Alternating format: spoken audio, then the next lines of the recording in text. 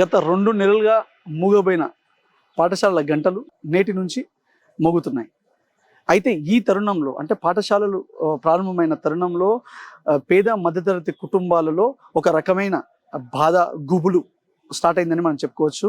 ఎందుకంటే అక్కడ యూనిఫామ్స్ కానీ, లేకపోతే ఆ షూస్ కానీ, నోట్బుక్స్ కానీ, బుక్స్కి కానీ ఫీజులకు వాళ్ళ ఫీజులు అవుట్ అయ్యే పరిస్థితి ఇప్పుడు నెలకొన్నదని ప్రతి ఒక్కరూ ఒక రకమైన బాధతో వాళ్ళ ఆవేదన మనతో వ్యక్తపరుస్తున్నారు. అయితే మనం చూస్తే కూడా ఇటీవల తమిళనాడులో ఏర్పడిన ప్రభుత్వం సీఎం విజయ్ అక్కడ ఒక 10th క్లాస్ వరకు కూడా మాక్సిమం అంటే ఒక 22,000 కంటే ఎక్కువ మించి ఉంటే వారిపైన చర్యలు తీసుకుంటామని చాలా కళాఖండిగా స్ట్రిక్ట్గా వార్నింగ్ ఇచ్చిన పరిస్థితి నెలకొంటే, మన దగ్గర మాత్రం తెలంగాణలో ముఖ్యంగా మన మహబూబ్ నగర్లో చూస్తే కూడా 1వ తరగతి పిల్లలని కూడా దాదాపు ₹1,00,000 వసూలు చేస్తున్నారు. మళ్ళీ బస్కు 20,000, అక్కడ లంచ్ గిట్ల పెడితే మళ్ళీ వాళ్ళకు 20,000, అట్లా దాదాపు 1వ తరగతి పిల్లలకి దాదాపు ₹1,40,000 మనం ఖర్చు చేయాల్సిన పరిస్థితి ఏర్పడుతుంది.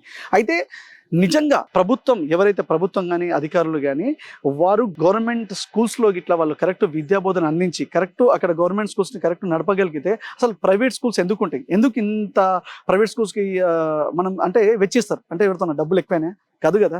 కానీ ఇక్కడ ఒకటి క్లియర్గా ఏమర్థమవుతుందంటే అధికారులు కానీ నాయకులు కానీ కార్పొరేట్ వ్యవస్థని పెంచి పోషించడానికి ఇక్కడ ప్రభుత్వ పాఠశాలలు కానీ లేకపోతే హాస్పిటల్స్ కానీ నిర్వీర్యం చేస్తున్నారని చాలా మంది అంటున్నారు. బట్ మనం ఇక్కడ మహబూబ్ నగర్లో చూస్తే ఎమ్మెల్యే ఎన్ఎం శ్రీనివాసరెడ్డి గారు విద్యకు మొదటి ప్రాధాన్యత ఇస్తూ మహబూబ్ నగర్ని తెలంగాణలోనే మహబూబ్ నగర్ ఫస్ట్ అంటే మొదటి ప్లేస్లో తీసుకురావాలి అని విద్యకు చాలా అంటే digital content study material government స్కూల్స్కి ఇవ్వడం కానీ లేకపోతే 100% అంటే 100% ఉత్తీర్ణత తీసుకోవాలని వాలంటీర్ని పెట్టి అంటే సొంత నిధులతో కూడా ఎంతో చేసి ప్రభుత్వ పాఠశాలను ఒక స్థాయికి అనుకుంటున్నారు. కానీ ఇక్కడ అధికారులు కరెక్ట్ పనిచేయకపోవడం వల్ల ఎన్ని అంటే మహబూబ్నగర్లో పుట్టగొడుగులాగా ప్రైవేట్ స్కూల్స్ వెలుస్తున్నాయి. మనం ఈ రోజు ఒక ఇన్ఫర్మేషన్ తీసుకుంటే కూడా దాదాపు అంటే ఇది అక్యురేట్ ఇన్ఫర్మేషన్ కాకపోవచ్చు, బట్ మాకున్న సమాచారం ప్రకారం 145 స్కూళ్ళు ఉంటే అందులో దాదాపు 8 స్కూళ్ళకి పర్మిషన్ లేదంట.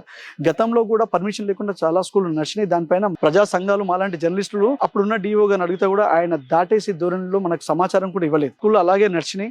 మళ్ళీ ఈ ఇయర్ మళ్ళీ పర్మిషన్ తీసుకుని కొన్ని పర్మిషన్స్ అయితే రాలేవంట. బట్ ఇంత పర్మిషన్స్ లేకుండా కూడా స్కూల్స్ ఎలా నడుస్తున్నాయి? మరి అధికారులు ఎందుకు పట్టించుకోవట్లేదు? జూన్ జూలై వచ్చిందంటే మళ్ళీ జర్నలిస్టులు కానీ ప్రజా సంఘాలు కానీ వస్తారు, మళ్ళీ సేమ్ ఇలాంటి క్వశ్చన్స్ వేస్తారు. చాలా ఫీజులు ఉన్నాయి, ఒక్కొక్కరికి లక్షల్లో వసూలు చేస్తున్నారు, అధికారులు పర్యవేక్షణ ఎందుకు లేదు, మానిటరింగ్ ఎందుకు చేస్తలేరు అని చాలా అడుగుతాం. మళ్ళీ ఒక 15 రోజుల తర్వాత అందరం మర్చిపోతాం. కానీ సేమ్ మిడిల్ క్లాసు పేదోళ్ళు మళ్ళీ పేదోళ్ళు లాగానే ఉంటున్నారు, ఇష్టం వచ్చినట్టు లక్షల్లో. ఎందుకంటే ప్రెస్టేజ్ కోసం వేరే పక్కల ఇంటి వాళ్ళు చూస్తే వాళ్ళు ప్రైవేట్ స్కూల్ వేసినా మనం కూడా వేస్తున్నాం. నిజంగా చాలా క్లియర్ ఎగ్జాంపుల్ ప్రతి ఒక్కరు ఈ మధ్య సోషల్ మీడియాలో చూస్తే కూడా మెసేజ్ పెడుతున్నారు, చాలా మంది క్వశ్చన్ రైజ్ చేస్తున్నారు. ప్రైవేట్ స్కూల్లో టీచింగ్ చేస్తున్నారు వాళ్ళు ఒక ఇంటరో డిగ్రీలో చేసింటారు అండ్ వాళ్ళు జీతాలు కూడా 8-10 వేలు ఉంటాయి. వాళ్ళు ఒక్కొక్క ఊర్లో తిరుగుకుంటూ మా స్కూల్లో చాలా పాస్ పర్సెంటేజ్ చాలా బాగుంది, మా స్కూల్లో ఫెసిలిటీస్ బాగున్నాయని వాళ్ళ స్కూల్స్కి స్టూడెంట్స్ని తీసుకుపోవడానికి క్యాంపెయిన్ చేస్తున్నారు.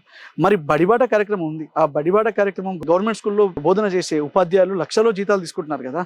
వాళ్ళు బడిబాట కార్యక్రమం నిజంగా జెన్యున్గా చేసిండ్రా? ఎంతమంది డ్రాప్ అవుట్ స్టూడెంట్స్ని ఎంతమంది స్టూడెంట్స్ని వాళ్ళ స్కూల్కి వచ్చేటట్టు చేసుకుంటారు? లక్షల్లో జీతాలు తీసుకుంటున్నారు, కానీ మీ పని మీరు కరెక్ట్ చేస్తున్నారా? అసలు అన్నిటి వద్దండి. ప్రతి ఒక్కరికి గవర్నమెంట్ సర్కార్ నౌకరు కావాలి, కానీ నిజంగా మీ పిల్లల్ని ఎంతమందిని మీరు గవర్నమెంట్ స్కూల్ చదివిస్తున్నారు? మీరు ఇంత చదివి మీరు మీ పిల్లల్ని తీసుకుపోయి మీకంటే తక్కువ చదివి ఒక బీఈడి టీటీసీ కూడా చేయని వాళ్ళ దగ్గర మీ పిల్లల్ని పెడుతున్నారు. మీకు అసలు అంటే క్లియర్గా అర్థమవుతా కూడా మీరు సర్కార్ నౌకరు కావాలి, కానీ మీ పిల్లల్ని సర్కార్ దాంట్లో వేయరు. మీరు అట్లా అయినంత వరకు 100% గవర్నమెంట్ స్కూల్స్ అట్లాగే ఉండిపోతాయి. 100% గవర్నమెంట్ స్కూల్స్ అనేది ఇంప్రూవ్ కావు. ఎందుకంటే మీ పిల్లలే మీకు అసలు మీ మీద మీకు నమ్మకం లేదు కాబట్టి మీ పిల్లల్ని తీసుకుపోయి ప్రైవేట్ స్కూల్లో వేస్తున్నారు. అలాంటప్పుడు ఎట్లా గవర్నమెంట్ స్కూల్స్ అభివృద్ధి అవుతాయి? ఫస్ట్ మీరు మారండి. మీరు మారితే మీ పిల్లల్ని మీరు ఆ స్కూల్లో వేస్తే మాలాంటి వాళ్ళు పేద మిడిల్ క్లాస్ వాళ్ళు అందరం 100% అదే స్కూల్లో మా పిల్లలు వేస్తారు. అండ్ ఇప్పుడు స్కూల్ స్టార్ట్ అయిన తర్వాత డ్రైవర్స్ ఎవడో నోట్ల పాన్ పరకులు గోలు వేసుకొని కూడా ఎవడో నడుపుతుంటాడు. ఒక పరిమితి ఉండదు. ఒక చిన్న వ్యాన్లో 20 మందిని ఒక బస్సులో 40 మందిని వేసుకొని పోతుంటారు స్కూల్లో. ఆ బస్సులకు ఫిట్నెస్ ఉందా, ఆ వ్యాన్లకు ఫిట్నెస్ ఉందా తెలియదు. ఏమనైతే అప్పుడు మళ్ళీ వస్తే వాళ్ళకి ఏదో ఎక్స్గ్రేషనో లేకపోతే పాపం కదా అని చెప్పి 2 న్యూస్ ఛానళ్ళకు ఇంటర్వ్యూ ఇచ్చిపోతారు. ఇదేనా? ఇప్పటి నుండే చూసుకొని అసలు కరెక్ట్ స్కూల్స్లో పర్మిషన్ ఉన్నాయా లేవా, ఎంతమందిని చేస్తున్నారు, ఎంత ఫీజులు వసూలు చేస్తున్నారు, బస్సులకు ఫిట్నెస్ ఉందా లేదా అని ఇవన్నీ కూడా చూసుకోవాలి కదా. అండ్ ఎన్ని స్కూళ్ళకి అసలు పర్మిషన్ ఉంది అవన్నీ కూడా చూసుకోవాలి కదా. అయితే దీనిపైన మనతో మాట్లాడడానికి కొందరు ప్రజా సంఘాల నాయకులు ఉన్నారు. అదేవిధంగా అసలు ఈ అన్నిటిపైన కూడా అసలు డిఈఓ గారు ఏమంటున్నారు అనేది వారితో మాట్లాడించే ప్రయత్నం చేద్దాం. ఈరోజు కేంద్ర ప్రభుత్వము 2009 అప్పటి కాంగ్రెస్ ప్రభుత్వము రైట్ టు ఎడ్యుకేషన్ యాక్ట్ ఒకటి తీసుకొని వచ్చింది పార్లమెంట్లో. దీనికి సంబంధించిన చట్టం జరిగింది ఒకటి. దాని ప్రకారము స్థానిక ప్రైవేట్ స్కూల్స్లో కూడా 25% ఫ్రీ సీట్లు ఇవ్వాలి. బీద బిక్కి వాళ్లకు, బీసీ ఎస్సీ ఎస్టీలకు, ఈడబ్ల్యూఎస్ కింద రిజర్వేషన్లు పొందుతున్న వాళ్లకు ఫ్రీగా 25% సీట్లు ఇవ్వాలని చెప్పి ఒక చట్టాన్ని తీసుకొని వచ్చింది. ఈ చట్టం కోసమై ఆ ఇంప్లిమెంట్ 2009లో చట్టం పాస్ అయినా సరే ఇంతవరకు ఇంప్లిమెంట్ కావడం లేదు. అది ఎప్పుడైతే బీసీలకు, ఎస్సీలకు, ఎస్టీలకు న్యాయం జరగాలి, వాళ్ళు సామాజికంగా విద్యాపరంగా ఎదగాలి అనే ఒక ఆలోచనతోన చట్టం తీసుకొని వస్తే అది ఇంప్లిమెంట్ కావడం లేదు లోకల్లో. కాబట్టి ఇదే విషయమై ఈరోజు ప్రజావాణిలో ఫిర్యాదు చేయడం జరిగింది. స్థానిక డిఈఓ గారికి కూడా ఒక రిప్రజెంటేషన్ ఇచ్చాము. దీన్ని వెంటనే ఇంప్లిమెంట్ చేసి సామాజిక చైతన్యం కలిగిన సామాన్యులను ఎడ్యుకేషన్ విద్యాపరంగా వాళ్లకు ఉన్నత స్థానాన్ని తీసుకెళ్లాల్సిన బాధ్యత అధికారుల పైన ఉందని చెప్పి బాధ్యత ఆర్గనైజేషన్ నుంచి ఈరోజు రిప్రజెంటేషన్ ఇవ్వడం జరిగింది. అదే విషయమై దీనితో పాటే ఇంకొక విషయం ఏమంటే, మహబూబ్నగర్ పట్టణంలో ఉన్న కానీ మహబూబ్నగర్ జిల్లాలో ఉన్న స్కూళ్ళ పైన కానీ ఫీజు నియంత్రణ అనేది లేదు. ఏ స్కూల్లో కూడా ఒక పర్టికులర్ ఫీజు ఇంత ఉండాలని చెప్పి ఎక్కడ కూడా రూల్ లేదు. ఎవరు ఇష్టం వచ్చినట్లు వాళ్ళు లక్షలలో కొందరి దగ్గర ఉంది, 10,000 20,000లో కొందరి దగ్గర ఉంది. అంటే దీనిపైన నియంత్రణ అనేది లేదు. ఈ నియంత్రణ చేయాల్సిన బాధ్యత ఎవరిది అంటే డిఈఓ గారిది. డిఈఓ గారు ఇమ్మీడియట్గా వీళ్ళపైన దృష్టి పెట్టి ఈ స్కూళ్ళ పైన ఒక కామన్ ఫీజును ఏర్పాటు చేయాలి. దానివల్ల బీదవాళ్ళు చదువుకోవడానికి వీలవుతుంది. ఎందుకంటే స్కూళ్ళల్లో, గవర్నమెంట్ స్కూళ్ళల్లో సరిపోయినన్ని సీట్లు లేవు. చాలామంది అప్పులు చేసి స్కూళ్ళలో పిల్లలకు ఫీజులు కడుతున్న సందర్భం ఉంది, మనం చూస్తున్నాము.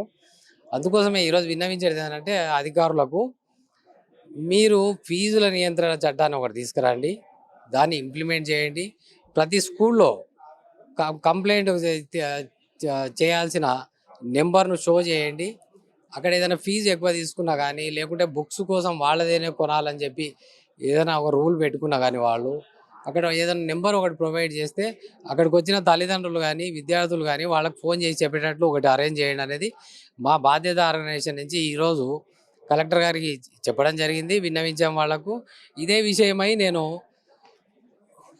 2009లో వచ్చిన ఉచిత నిర్బంధ బాలల హక్కు చట్టాన్ని కాపీని కూడా నేను వాళ్ళకి ఆఫీస్లో ఇవ్వడం జరిగింది. ఇదే విషయము.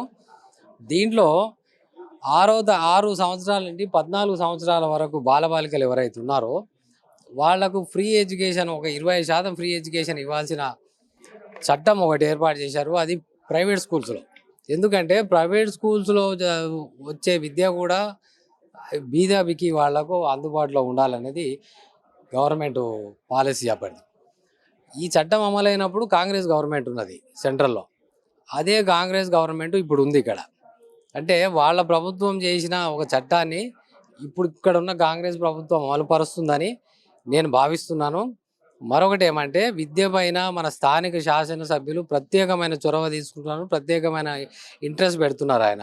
కాబట్టి ఆయన కూడా నేను మీ మీడియా ముఖంగా విజ్ఞప్తి చేసేది అంటే, మీరు ఈ విద్యా హక్కు, మీరు ఎంతైతే విద్య కోసం ఏదైతే పాటుపడుతున్నారో విద్యా హక్కు చట్టాన్ని ఇంప్లిమెంట్ చేయడం కూడా వాటిపైన కూడా మీరు దృష్టి పెట్టండి.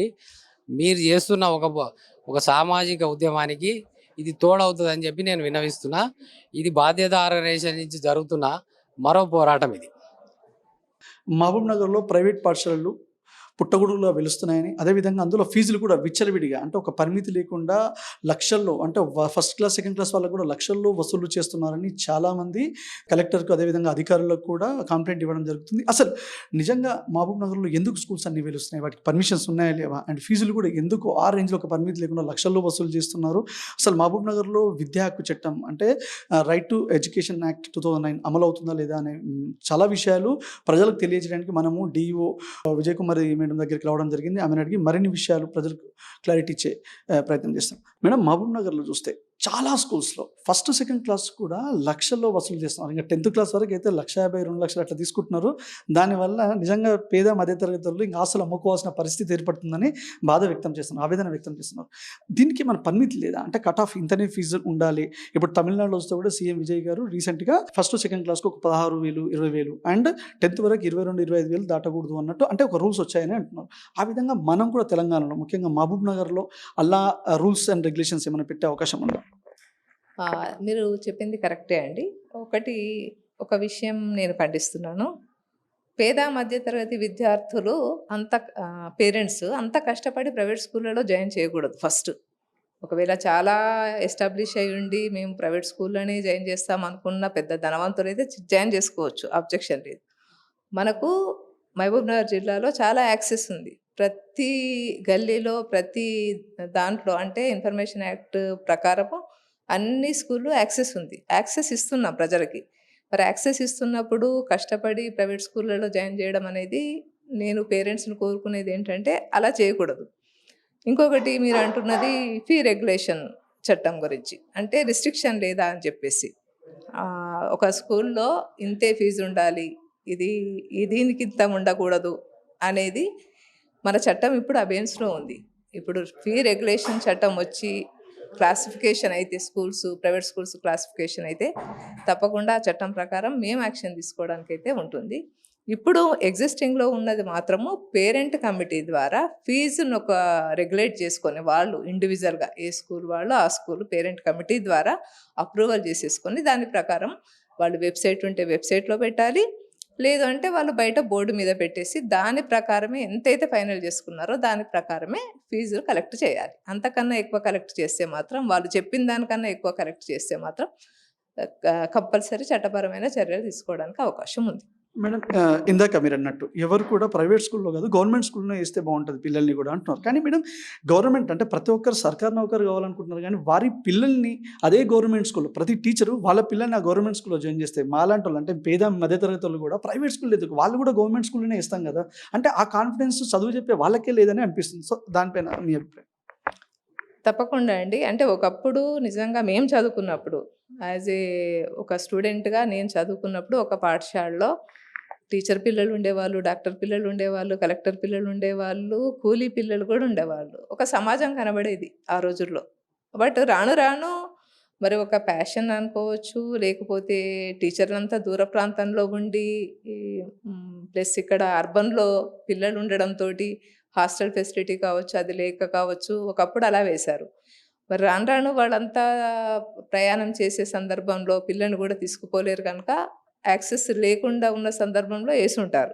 కానీ ఇప్పుడు టీచర్లు కాదు, చాలామంది కూడా వాళ్ళ పిల్లల్ని ప్రభుత్వ స్కూళ్ళలో అయితే ముందుకొస్తున్నారు. నేను చూసిన 1-2 స్కూళ్ళల్లో కూడా మా స్టాఫ్కి సంబంధించిన పిల్లల్ని వేసుకున్న వాళ్ళు ఉన్నారు. మా దగ్గర అక్కడ నేను చేసినప్పుడు మా సూపరింటెండెంట్ పిల్లలు, మా దగ్గర సీనియర్ అసిస్టెంట్ పిల్లలు కూడా మా గవర్నమెంట్ స్కూళ్ళలో చదువుకున్నారు. ఇప్పుడు మంచి ఇంకా ఒకప్పుడు స్కూల్ అంత బాగా లేకుండే కానీ ఇప్పుడు ఇంగ్లీష్ మీడియం వచ్చేసింది, బైలింగ్వల్ బుక్స్ వచ్చాయి, అన్ని రకాల ఫెసిలిటీస్ ఉన్నాయి కనుక అందరు కూడా ప్రభుత్వ స్కూళ్ళ మీద వేస్తే మీరు అనుకున్నట్టు పాత పునర్వైభవం అనేది ప్రభుత్వ పాఠశాలలకు వస్తాయి అనడంలో అతిశయోక్తి లేదు. నా పిల్లల్ని కూడా నేను ప్రభుత్వ పాఠశాలలోనే చదివించాను యాజ్ ఏ డిప్యూటీగా ఉండి కూడా.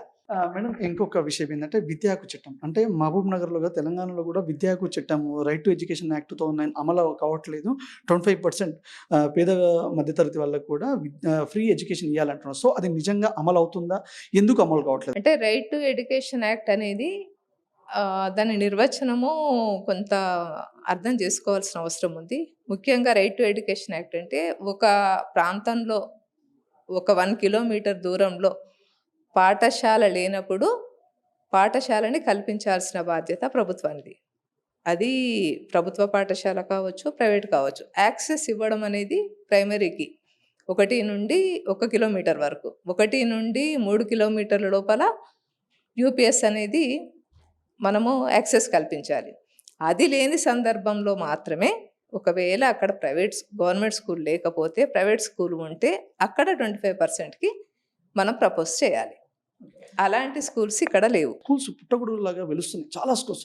అసలు చాలా స్కూల్స్కి కూడా నాకున్న సమాచారం వరకు మామనార్లో పర్మిషన్ లేదు. గతంలో కూడా చాలా స్కూల్ పర్మిషన్ లేకపోయినా అట్లనే నడిచినాయి. మరి ఎంఈఓ వారికి డిఓ గారికి ఎన్ని కంప్లైంట్లు ఇచ్చిన ఎవరు కూడా వాళ్ళు ఎందుకో పట్టించుకోలేరు, చర్యలు కూడా తీసుకోలేరు. ఇప్పుడు కూడా స్కూల్స్ అలాగే నడుస్తున్నాయి. చాలా స్కూల్స్ కూడా పర్మిషన్ లేవు అంటున్నారు. అలాంటి వాళ్ళకి నోటీసులు ఇస్తున్నారా మరి ఎలా? అండ్ స్కూల్స్ కూడా పుట్టగొడుగులాగా వస్తున్నాయి కదా, ఎందుకు అన్ని స్కూల్స్ వస్తున్నాయి, వాటికి ఎందుకు అంటే పర్మిషన్ ఇస్తున్నారు? తప్పకుండా అండి. ఇప్పుడు పర్మిషన్ ఇవ్వడానికి కూడా ఒక రూల్ అనేది ఉంటుంది. రూల్కి అగనెస్ట్ కూడా పర్మిషన్స్ ఇవ్వడానికి లేదు. కొన్ని ప్రిన్సిపల్స్ ఉంటాయి, కొన్ని గైడ్లైన్స్ ఉంటాయి, కొన్ని జీవోలు ఉంటాయి. దాని ప్రకారమే పర్మిషన్స్ అనేది ఇవ్వాలి. ఎక్కడైనా నిజంగానే మనకు అన్రికగ్నైజేషన్ స్కూల్ ఉంటే 100% రెస్పాన్సిబిలిటీ అక్కడున్న ఇన్స్పెక్టర్ ఆఫీసర్ది. దానికి పర్మిషన్ లేకపోతే ఖచ్చితంగా వెంటనే ఎవరు పైనుండి ఇన్స్ట్రక్షన్స్ ఇవ్వాల్సిన అవసరం లేదు, వాళ్ళు క్లోజ్ చేయాలి. ఎందుకంటే అక్కడ చదువుకునే పిల్లలకి అన్రికగ్నైజేషన్ స్కూల్లో చదివితే వాళ్ళకి ఎలాంటి మనకు యూడేస్ కావచ్చు, అపార్ కావచ్చు ఉండదు. వాళ్ళు రేపు టీసీ తీసుకొని బయటకు వెళ్ళినా కూడా కష్టమే అవుతుంది. కనుక ముఖ్యంగా పేరెంట్స్కి నేను చెప్పేది ఏంటంటే, ఫస్ట్ మీరు ఆ స్కూల్లో జాయిన్ చేస్తున్నప్పుడు ఏదో వ్యామోహాలకి వెళ్ళకుండా అదేదో బాగుందనో, లేకపోతే వాళ్ళు బాగా అడ్వర్టైజ్ చేస్తున్నారనో, లేకపోతే ఒక బ్రాండ్ ఉందనో కాకుండా నిజంగా ఆ స్కూల్కి పర్మిషన్స్ ఉన్నాయా లేదా కన్సర్న్ ఎంఈఓ ఆఫీసు, ఒకవేళ అక్కడ వీలు కాకపోతే మా దగ్గరకు ఒక మెసేజ్ పెట్టి దీనికి పర్మిషన్ ఉందా లేదా అని కనుక్కున్న తర్వాతనే మీ పిల్లల్ని జాయిన్ చేయాలని కోరుకుంటున్నాను. ట్రెడిషన్ ఉన్న వాళ్ళకి, జర్నలిస్ట్లకి ఫస్ట్ కిడ్ ఒక ఫ్రీ ఎడ్యుకేషన్, సెకండ్ కిడ్ ఒక 50% డిస్కౌంట్ ఇవ్వాలని ఒక సర్కిల్లో ఉన్నా కూడా స్కూల్స్లో అంటే ఎవరైతే యాజమాన్యం ఉన్నారో వాళ్ళు ప్రిన్సిపల్ అలాంటి వారు కూడా దాన్ని బేఖాతరు చేస్తున్నారు. అంటే దాంట్లో ఇచ్చినా కూడా మేము లేదు, మేము డిస్కౌంట్ ఇవ్వమని ఇట్లా మాట్లాడుతాం. సో జర్నలిస్ట్ పేదవాళ్ళు, వాళ్ళకి శాలరీస్ కూడా కరెక్ట్ ఉండవు. మరి అలాంటి వారికి కూడా అంత సర్కిల్ ఇచ్చిన ప్రిన్సిపల్ అట్లాంటి వాళ్ళు పట్టించుకోవట్లేదు. సో వారికి మీరు ఇచ్చే సమాధానం? తప్పకుండా అండి. మన సమాజంలో కొంత జర్నలిస్టులు అనేది సమాజానికి కావాల్సిన వాళ్ళు ఫోర్త్ పిల్లర్‌గా మనం చూస్తూ ఉంటాము. అలాంటి సందర్భంలో కొన్ని పత్రికల్లో కావచ్చు, వాళ్ళకి శాలరీస్ కూడా కొంత తక్కువగా ఉంటాయి అన్న ఉద్దేశంతో డిస్ట్రిక్ట్ అడ్మినిస్ట్రేషనే వాళ్ళకు కొంత ఫీ ఎగ్జంప్షన్ ఇవ్వండి అని చెప్పేసి సర్క్యులర్స్ ఇస్తూ ఉంటుంది. జనరల్‌గా చాలా జిల్లాలలో ఇస్తూ ఉన్నారు. మేము ఇంతకుముందు పనిచేసిన జిల్లాలో కూడా ఇచ్చాము. అది జీవో లేకున్నా కూడా హ్యుమానిటికల్ గ్రౌండ్స్‌లో మనకు మన సొసైటీకి సర్వీస్ చేస్తున్నారు కనుక వాళ్ళకు కూడా మన వంతు సహకారం చేయాలన్న ఉద్దేశంతోటి మేము సర్క్యులర్ ఇస్తున్నాము. ఖచ్చితంగా ఆ సర్క్యులర్‌ని చాలా వరకు అందరూ 90% ఫాలో అవుతున్నారు.